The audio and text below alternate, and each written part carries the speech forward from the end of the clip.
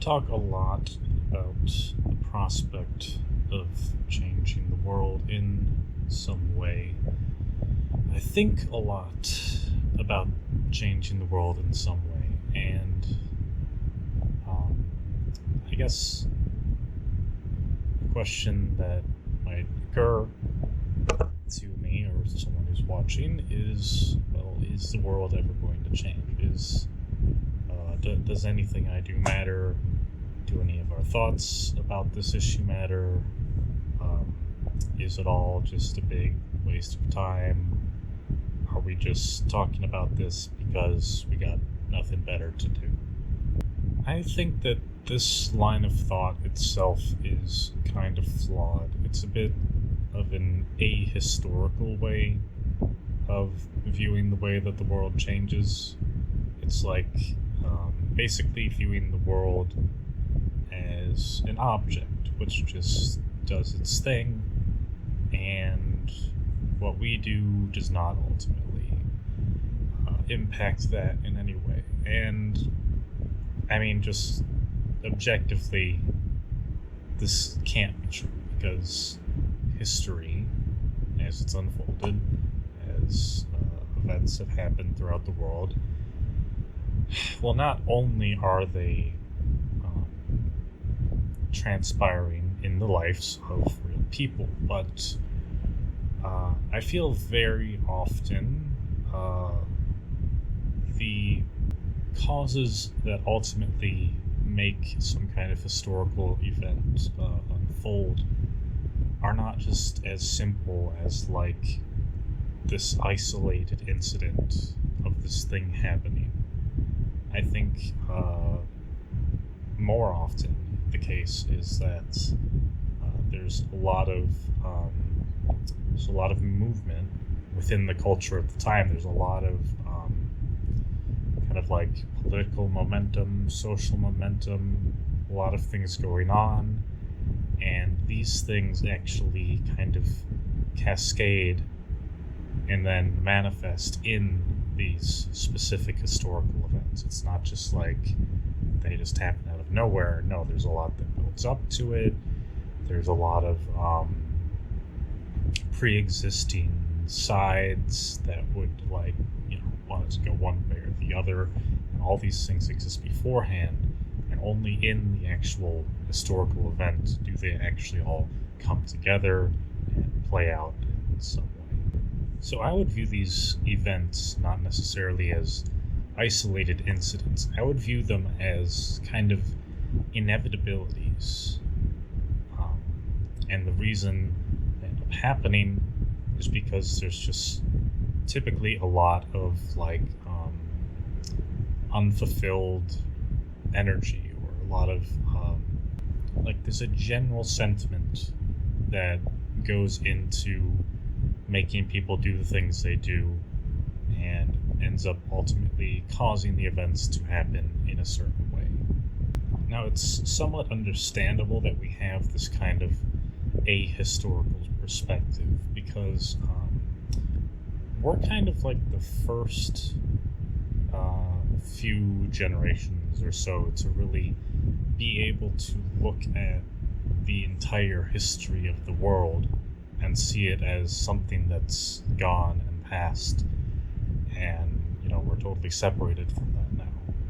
So we're kind of like an iPhone baby, or an iPad baby in a way. It's like we've been interacting with this thing our whole lives as being like separate from ourselves, and we could be watching YouTube videos or whatever, and we don't yet have this comprehension of what it means to actually be in the world, be interacting with the world in a two-way basis, because all we've done is just see what's existing in the past and analyze that. And another thing that's kind of contributed to this is also just the fact that we're very used to having things done for us in a way. Like, we don't even really engage with the material world very much. We just receive everything. So there is a kind of separation between ourselves and the world that is somewhat unprecedented. I don't think this totally invalidates the concept that we would potentially know how to react to some kind of historical instance occurring within our country or whatever. If it was something very radical, something affecting everyone. But I think it would essentially feel akin to starting to walk without crutches for the first time in several months. Yeah, you basically know how to navigate it, but it's gonna feel awkward. It's gonna feel a little bit unusual because there's kind of a break-in period. Another thing I should probably stress is in the United States especially, we have a very real sense of isolation because geographically we're just apart from the rest of the world. So we don't really have this same sense of the world being like a big unified place and having all these different countries all together and all that. And this is important actually because the more isolated we feel from the world, the more we're going to feel like we're kind of like immune from whatever natural processes are occurring in it. And kind of an unrelated point, but I think a lot of the reason that Americans generally focus so much on social politics and the like is because being isolated, the only people we really have to interact with are people in the opposing political parties, people we argue and debate with, blah blah blah. So we don't have the same sense of really having the same level of externalities to focus on.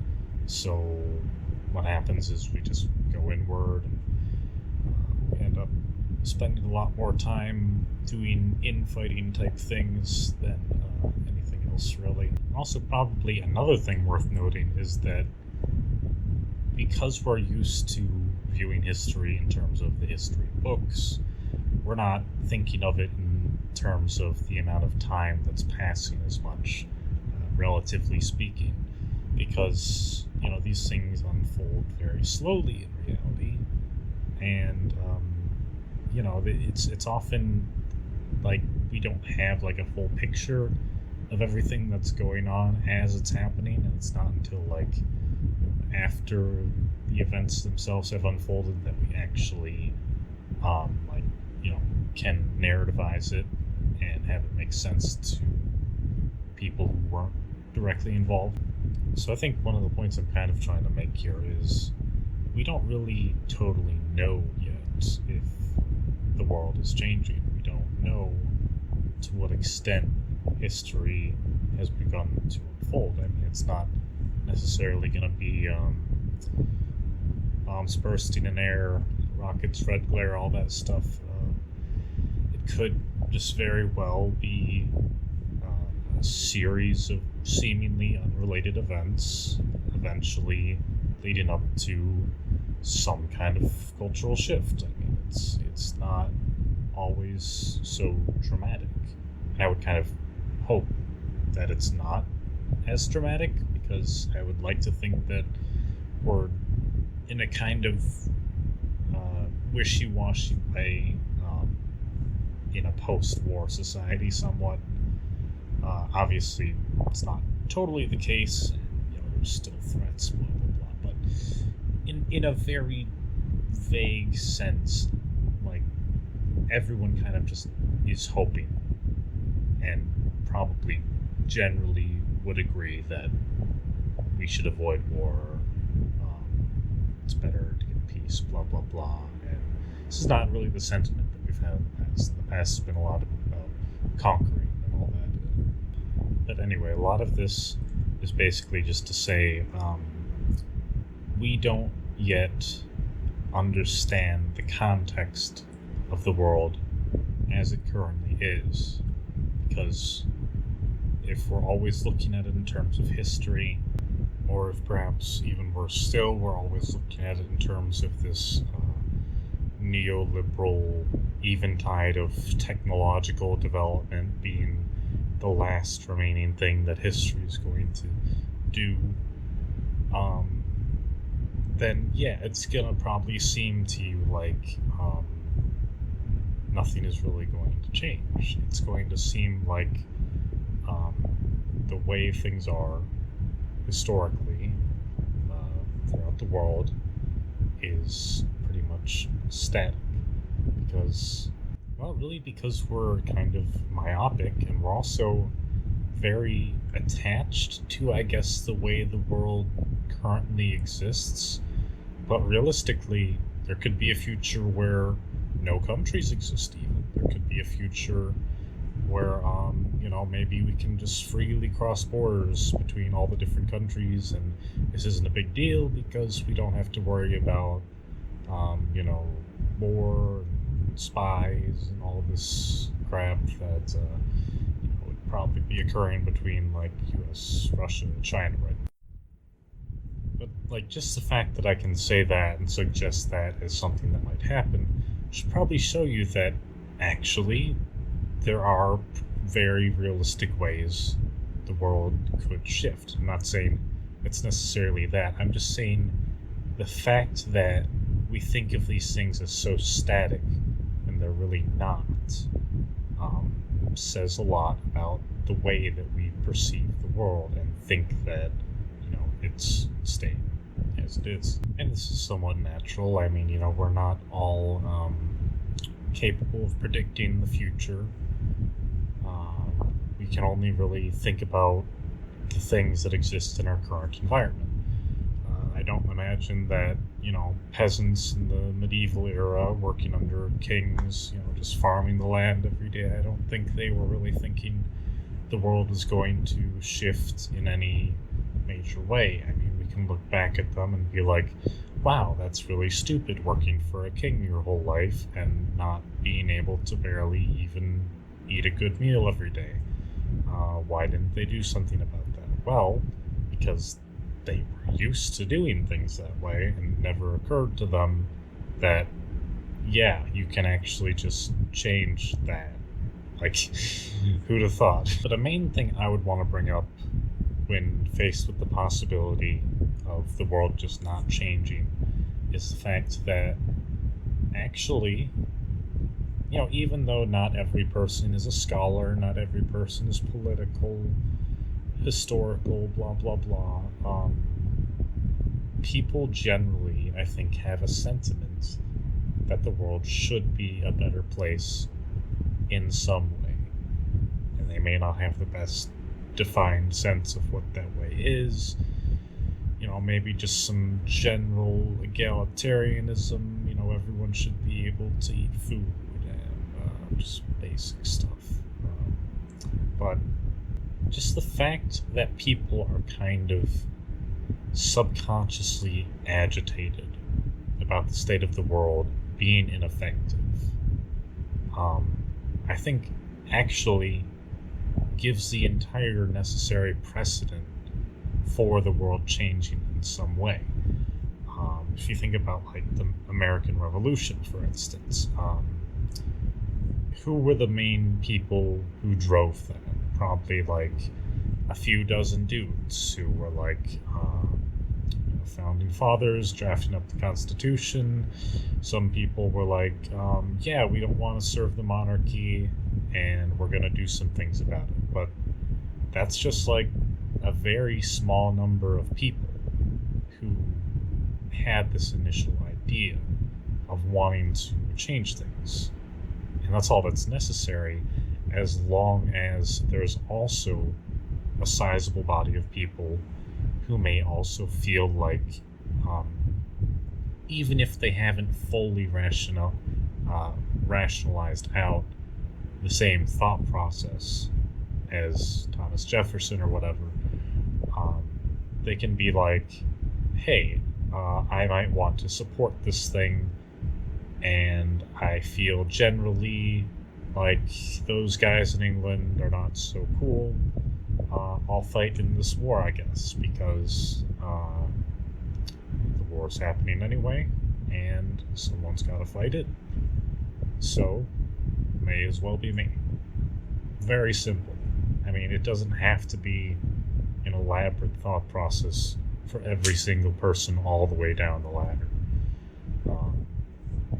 All that really matters is the existing sentiment, and that sentiment's ability to carry itself out through a larger body of people. I imagine a lot of people are kind of frustrated about the world not changing today because they themselves probably spend an enormous amount of time thinking about this, or maybe they're frustrated by something in the world that could be different, and they hyperfixate on that. But most people don't really do that. Most people are kind of just doing their thing, living. They don't really think too much about this general idea of progress. So it can be kind of frustrating when you have like this hyper intellectualized outlook and you see these other people who are basically just, villagers in this historical context, and they're just living their lives, and you want things to change, but the necessary historical forces aren't there, and because you're used to this kind of, I guess, commercialized approach to your life where you just get everything, you have a thought, like you want something, you receive that thing from Amazon the next day, it's very amazing, but the world is not like that. And so I guess you get very frustrated when you're thinking about it this way, because certain things may seem very obvious to you, who's going out in the world and intellectualizing everything, but to other people, that's just not going to be the case. So I guess this creates a kind of cognitive dissonance that things are moving more slowly than they may actually be. And it's also very likely that if the world were to start changing all of a sudden, you'd be like, whoa, hold up. We need to think about things 900 more times before we actually institute a real change. And then it's like, well, what did you really want in the first place there? But I want to reiterate that just because we may not have a sense that the world is doing anything historically noteworthy, it's much more improbable that nothing is going to change than something will actually change eventually. Personally, I think it is impossible that the world will not end up changing. I think that the only thing we should actually be worrying about is that it be changing in the correct way when it does change. And how do we guarantee that? Well, hopefully through this process of thinking our thoughts, considering our actions, just consuming political content, whatever stimulates your brain and gets you thinking about, what's actually going to affect change in the world versus what's ultimately going to be discarded as insignificant. And it may not be obvious what things actually do end up mattering. Very often, what happens in history is you'll have one small event that doesn't even maybe seem that significant for years to come, but that event may trigger some kind of a sentiment in the population, and this will ultimately, from all these interactions we're having, all the things that end up happening following that, we'll eventually recognize that one event kind of caused all of this to happen. And also, I'd like to say that it'd probably be better if this wasn't exactly the case. It'd probably be better if we have more of a conscious approach to the historical unfoldment. And this does seem to be more likely just with the internet.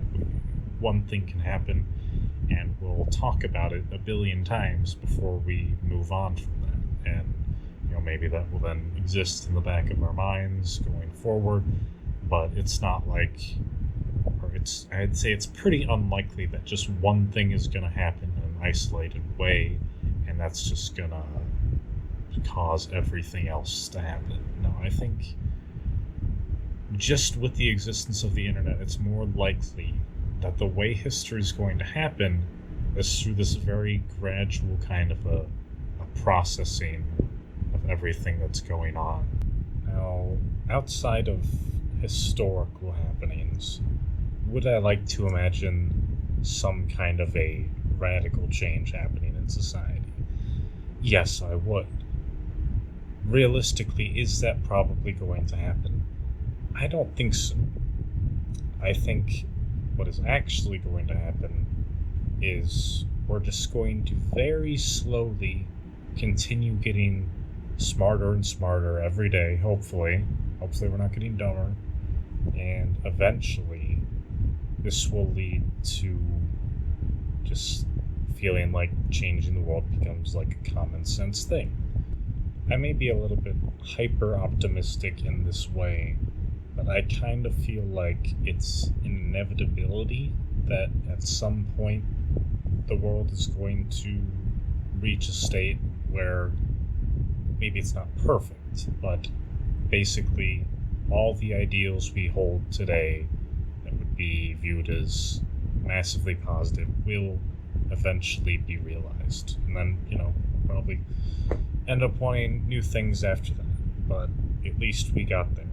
And pedantic, agitated side note, I kind of hate this idea that we need to worry about the world suddenly ending, like through climate change, or I guess the most likely one would be nuclear war, but I don't even really think that's going to happen. I mean, there might be some nukes, maybe. I don't know. But I think this hurriedness to try and change things creates more problems, because you're not thinking straight at that point. You're not thinking in terms of like what you're functionally, materially working with. You're just thinking, create change now. That doesn't really work.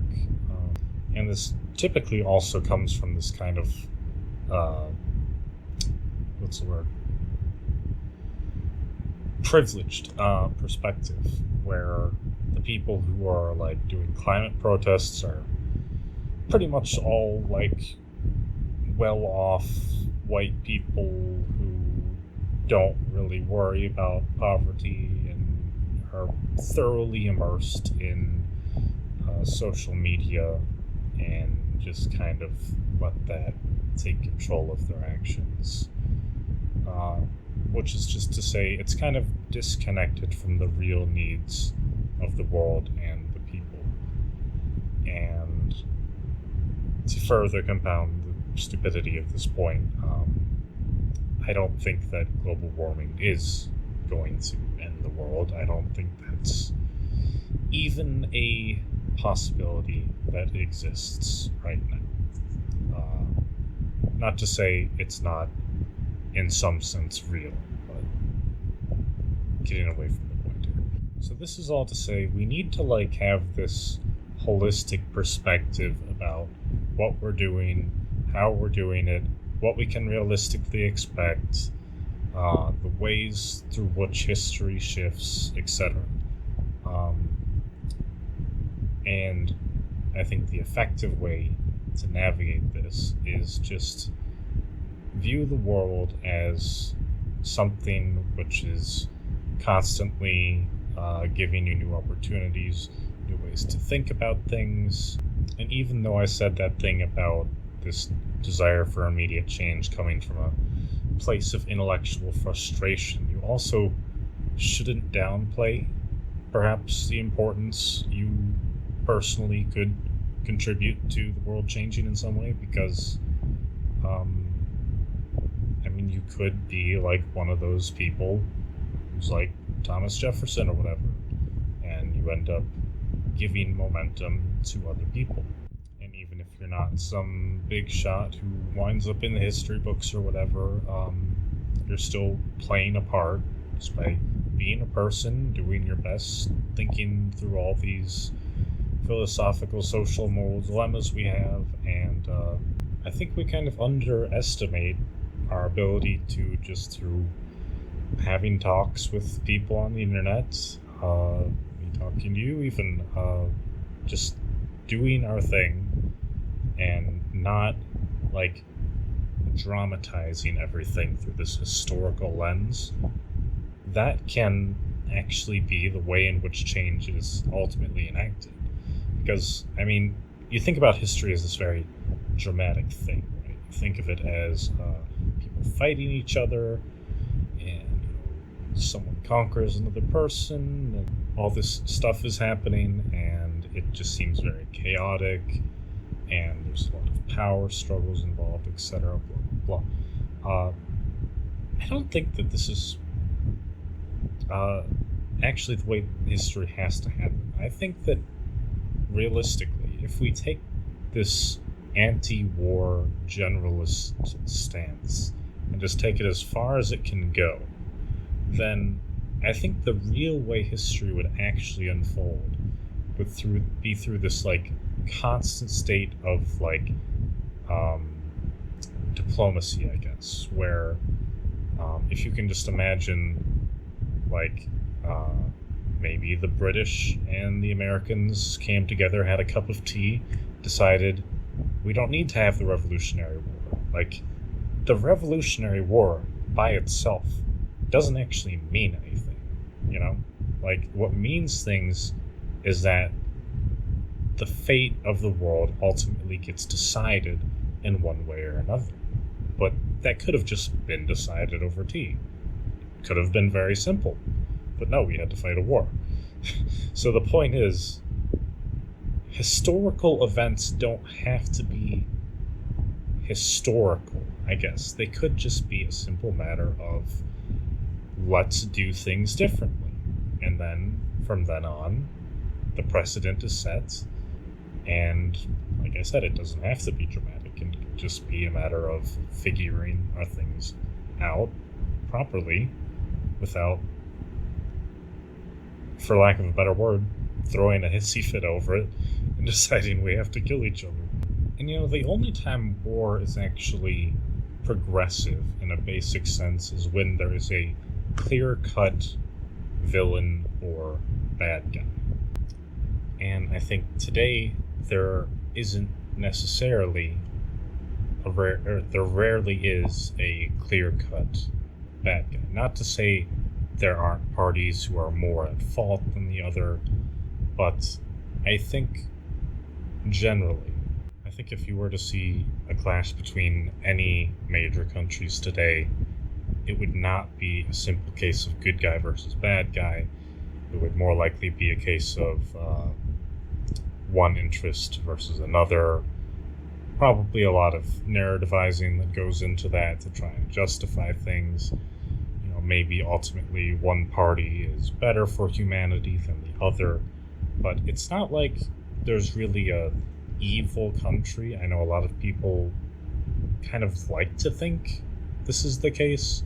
They'll say a lot of horrible things about Russia and China, and they just basically do this for fear-mongering and for effect. It's not like China or Russia are full of evil people.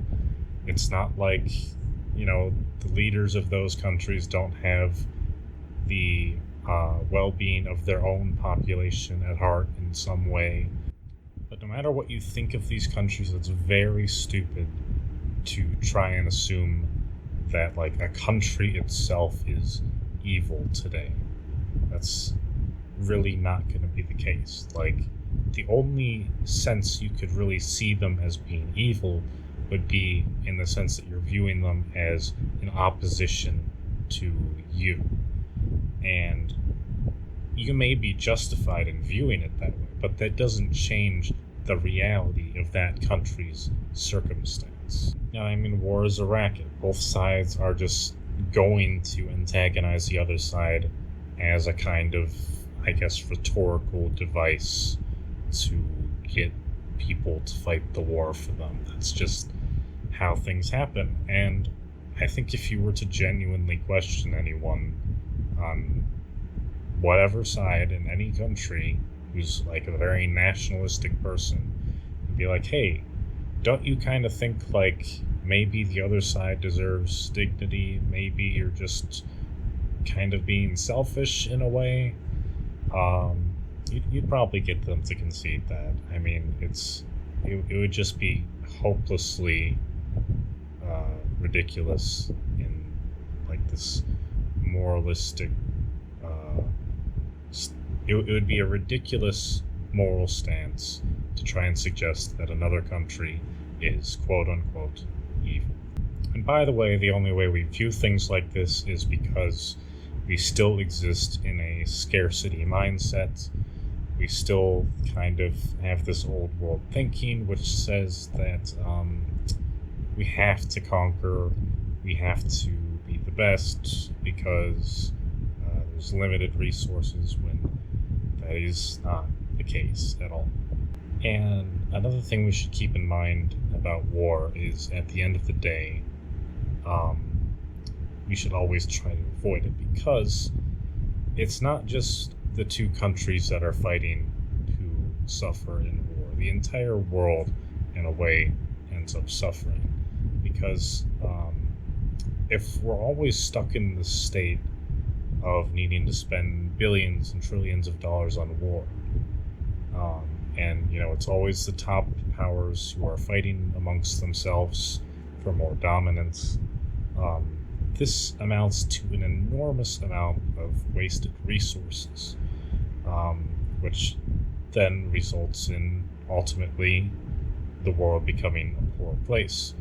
And if you do think in terms of finite resources, I mean, hey, there's still only so many resources. We can only make so many things realistically. Could be a lot better with that, to the point where it wouldn't matter, but we're still functioning within this paradigm, right? So you make the whole world poor by constantly having to enforce the things that go into warfare. And I mean, if you think about it, if at the end of this road is peace between all nations, then what you would get there is we're going to have like a lot of mutual exchange, lots of cooperation, makes everyone's lives better, and ultimately the resources we do have are going to be used in the most effective way possible. That's what we're aiming for. So if we're stuck in the state of war, we're never going to get there. We're going to be making our own lives worse by spending billions on whatever. The point is, human society wastes a lot of time, money, on energy, on stupid things that don't benefit anyone. It really sucks, and I wish we would stop doing that. And I'm kind of just talking about this right now because I guess one tends to think about these things when one thinks about wanting to improve the state of the world generally, because we're kind of subject to what's going to happen in the historical sense, even if we can't impact these things in a social sense. And we also can't really ultimately make the world a better place if, in the social sense, if everything's blowing up all over the world all the time. There's limitations on how much you can care about things that are not life or death, I suppose, when that is always the case. It becomes deprioritized. It's like the more we have to worry about these things happening in the world, the less we can really effectively worry about things that are still very important, but are less significant overall than that. I mean, honestly, we probably could have solved our social problems a million times over by now if it weren't for all the different historical events going on with warfare and such. I think people generally get along until you make them fight over something. Then, they will learn to hate each other. They will learn to mythologize the evilness of the other person. The complex thing, I guess, in the United States today is that, as I was saying a while ago in this video, we kind of hyperfixate on like the infighting aspect, the social politics, conservatives versus liberals, blah blah blah. And what's kind of started to happen is we're taking this mindset that's typically applied in a nationalistic way, and we're applying it within the context of political tribalism. And the horrible thing about this is what's happening now is both sides are effectively doing the same thing that different countries have done for the sake of keeping the war fresh for the civilians or whatever, keeping them motivated. They're starting to really hate each other in this basic sense, to the point where they will exaggerate their antagonisms subconsciously or otherwise, to the point where they will view the other group as holistically, fundamentally evil. And this is a horrible thing to do, and it's basically just a tactic of warfare. When someone does this and says the other side is evil, they are engaging in a form of warfare. Luckily, we are all kind of weak losers who don't want to actually fight, so I think eventually this kind of blows over and we realize, oh, you can't actually kill people with words. Wow, who would have thought? So I guess if this video has a coherent message, it's just, if you think of yourself as a person who's very progressive, revolutionary, etc., just be patient.